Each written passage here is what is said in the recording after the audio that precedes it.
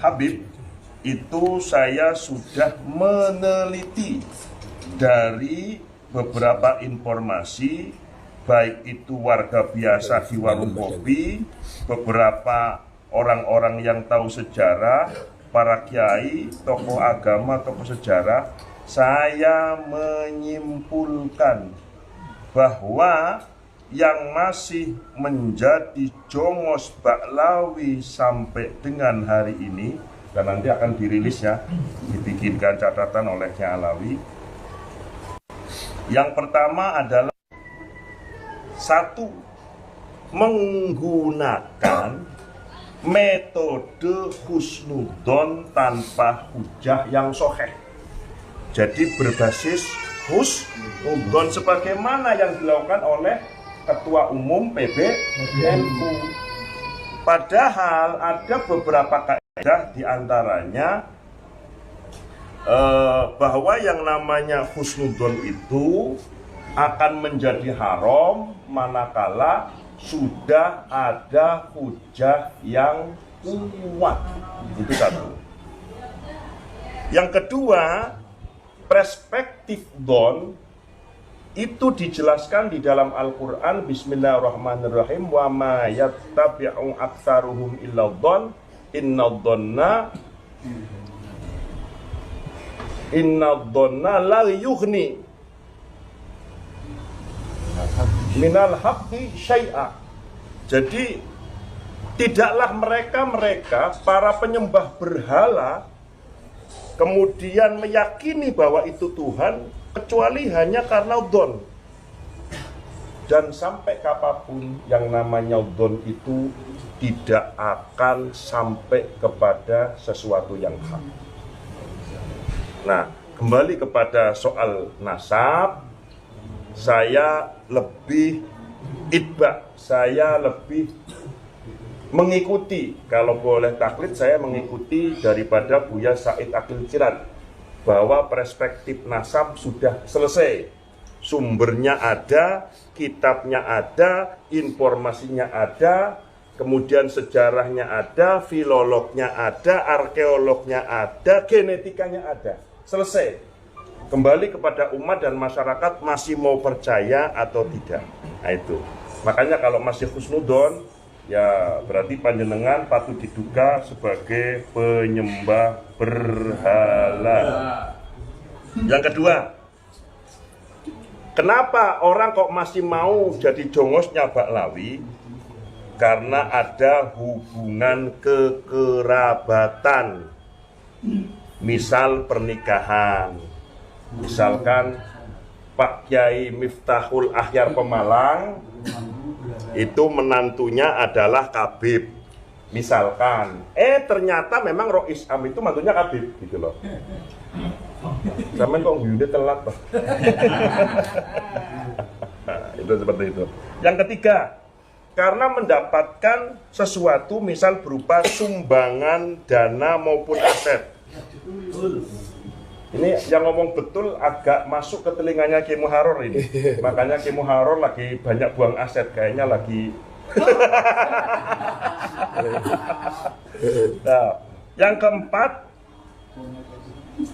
jalur nasabnya mempunyai hubungan atau menjadi antek penjajah. Kok ono jeneng Pak Sugeng umpamane, kok nganti dino iki jik gelem dadi jongose Baklawi, iso wae Mbah Buyute biyen bolone company ngoten lho. Bolone londo ngoten Pak. Nah, sampean lihat aja. Contohnya sopo? Yo Wafi. Ayo, Wafi ini sopo? Bin Husain, bin Jabir, bin Sukerti. Ngono lho Pak. Contohnya ono.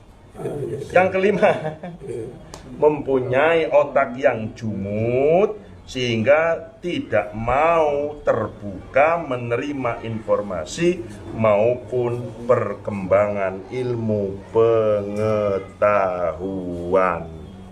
Jadi sing kiai-kiai sapa wae lek kepengin tambah paham ilmu nahwu sorob yo nang Ki Muharor. Kan sisan kampanye maksudku ngono iku, Pak. Nah, lanjut nggih. Nah, selanjutnya ngeten para hadir terkait rencana seminar nasional itu ada beberapa hal yang perlu saya sampaikan kepada panjenengan. Ini terkait jawaban kepada Kiai Muharrar. Saya udah ngomong sama Kiai Imad di mobil. Kiai, sampean punya temuan, sampean punya tesis. Saya sebut panjenengan itu profesor.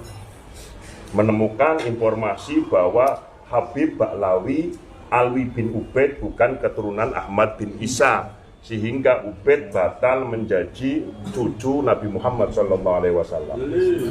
Artinya yang mempercayai Kiai Imad, apakah hanya Kiai saja? Apakah tidak boleh kalau bukan Kiai? Jawabnya Kiai Imad, boleh. Apakah hanya orang kaya saja yang boleh mempercayai tesis panjenengan? Apakah orang melarat nggak boleh? Jawabnya boleh. Apakah hanya orang yang kerjaannya dapat gajian miliaran, lalu kemudian Kiai Imad melarang tukang songgol, tukang becak? Nggak melarang, siapa saja boleh. Apakah hanya orang waras? Orang gila misalkan Kiai Imad, boleh nggak dukung tesis panjenengan? Boleh. Artinya siapa saja terbuka. Boleh untuk mendukung, meyakini, mempercayai daripada karya dan tesis Kiai Imad. Artinya manakala kemudian terjadi dan waktu itu sudah rame-ramenya Mama Gufron yang dianggap apalah oleh kelompok mereka, lalu saya masukkan, emang yang selama ini kau anggap wali tidak gila? Aku bilang kayak gitu. Yang selama ini kau anggap wali tidak gila? Aku bilang kayak gitu. Gimana Wan Sehon yang hanya coret-coret mobil? Gimana yang kalau kemana-mana hanya sarungan, mudong, rokok bolak-balik? Ayo, kenapa kemudian kalian menganggap Wan Sehon sama siapa satunya itu?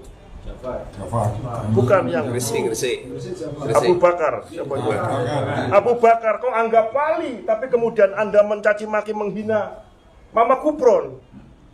Ini Anda itu tendensius.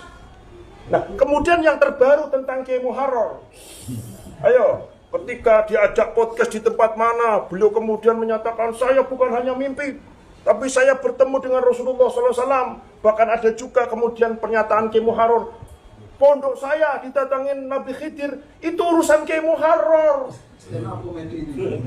Betul atau tidak? Betul. Meh bener, meh dobol tanggung jawab Kiai Muharrar.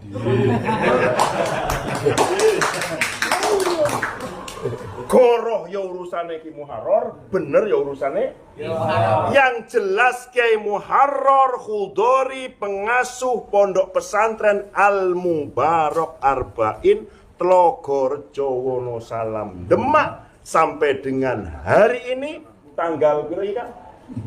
27 Desember 2024 sudah bertaubat jadi mukibin.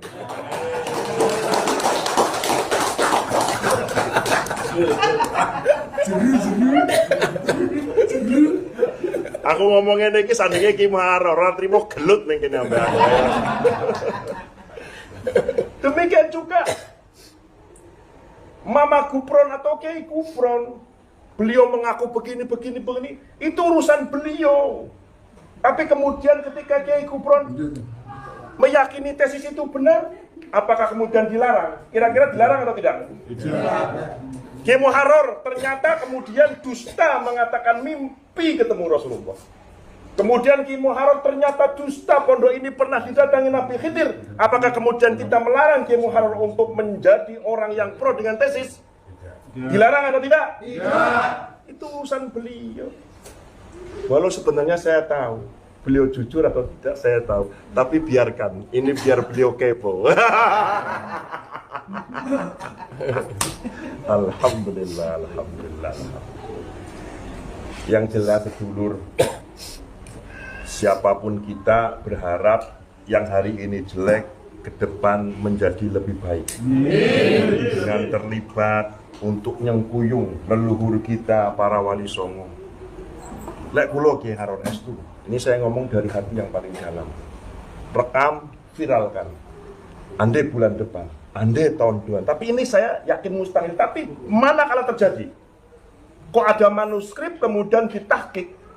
Kok ada manuskrip kemudian ditahkik? Karena kalau manuskrip tanpa ditahkik betul sah. Nggak bisa jadi marji, maksudnya nggak bisa. Ketika ada manuskrip lalu ditahkik, dan di dalam tahkikan itu menyatakan Ba'lawi Habib Dzurriyyah Nabi, saya Syarifuddin Tegal tidak akan pernah lagi menghormati Habib Ba'lawi sampai Dajjal turun 2 kali. Karena apa? Saya merasa lebih yakin dengan yang Allah dawuhkan. Anishkurli wali walidaik ilayyal masir. Saya diperintah oleh Allah, satu bersyukur datang Allah, yang kedua bersyukur dengan leluhur saya sendiri. Nggih ngopo mulyakno Habib wong irung kuwe pesek kok. Dosa Pak, estu dosa sampean. Lebih memuliakan Habib sementara sampean menutup dan menghinakan leluhur sendiri, dosa sampean pamane wong Demak. Duwe Raden Fatah, duwe Sunan Kalijaga, kok sampean mulyakno Habib ketimbang leluhure dhewe, dosa, termasuk Gus Baidowi bin Misbah kerasa. Kalau Gus Dowi masih lebih membela Habib ketimbang keturunan Wali Songo, saya Syarifuddin mengatakan Anda berdosa Gus, Anda berdosa Gus Dowi. Puasa. Dosa gede sampean. Kula ngertos sinten simbah panjenengan kula. Silsilah nginggil jenengan kula ngertos. Yang jelas Gus Dowi bukan Ba'lawi. Yai Misbah bukan Ba'lawi, tapi pernyataannya Gus Dowi mau lebih percaya dengan Habib atau percaya kepada Quran. Siapapun santri dari pondok Al-Hidayat kerasa mendengar narasi, tolong sampaikan kepada Gus Dowi, jawab lewat video. Jawab lewat video. Kalau Gus Dowi laki-laki, jawab lewat video atau ketemu dengan saya Syarifuddin Tegal. Saya kenal Gus Dowi kenal saya. Begitu ya Gus. Ini mau Gus Nurul jarak orawani karo Gus Dowi.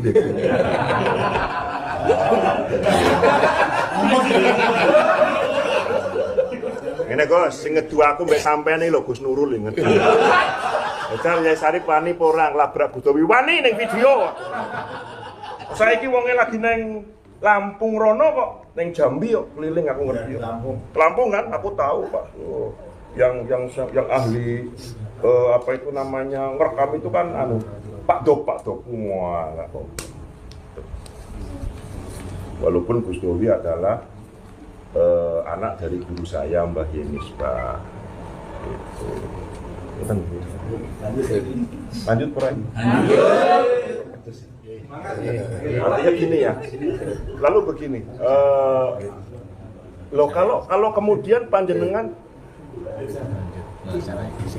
iya ini benar. Gini, lalu kemudian ketika ditanya lo, kalau panjenengan mau cinta kepada dzurriyyah, apa sampean tidak takut dengan beberapa hadis ini itu? Aku bilang saya tetap akan mencintai, menghormati dzurriyyah, tetapi yang non Habib, non Ba'lawi. Masih banyak dzurriyyah selain Habib dan Ba'lawi. Ini yang penting ini. Aku luwih kereng jarane Ki Harun galak, aku kudu luwih galak nek kene kok ora iso.